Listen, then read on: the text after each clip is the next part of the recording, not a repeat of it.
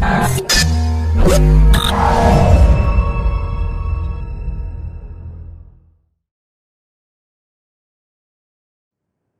this is Professor David Bonagora with Catholic Distance University. We're here today in the chapel of Regis High School, which was founded in 1914 in New York City. It's a Jesuit high school in its beautiful neoclassical French style.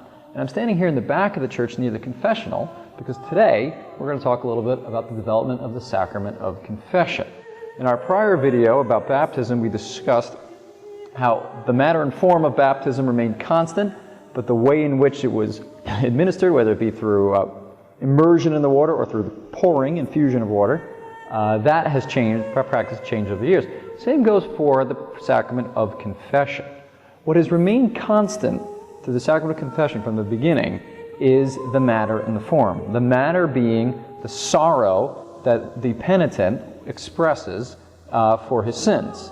And then the form is the absolution that is granted by the priest or by the bishop.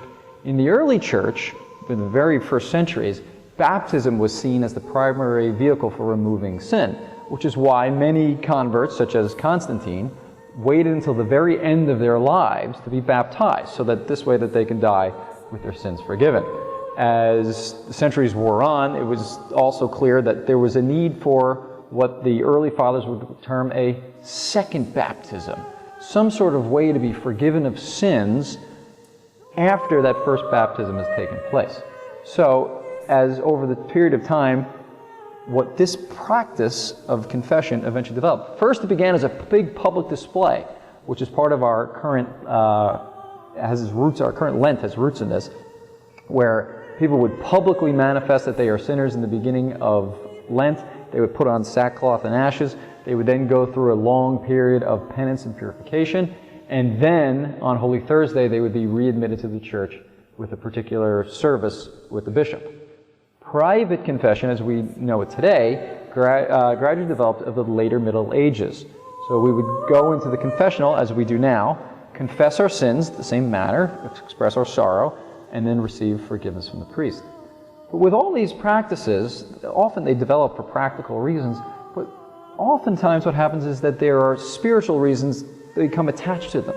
For instance, we enter into the confessional, it's generally dark. Sin, metaphorically speaking, is a great darkness. It's the absence of God and the presence of only our own selfish egos. We receive the absolution of the priest, we then come out of the confessional, and then we again are swallowed by the light, because we are again in the embrace of God, who is light himself. So as the sacraments develop over time, so too, or the practice of sacraments develops over time, so too does our understanding of them and how they apply to our spiritual lives. This is Professor David Bonagora. Thank you very much.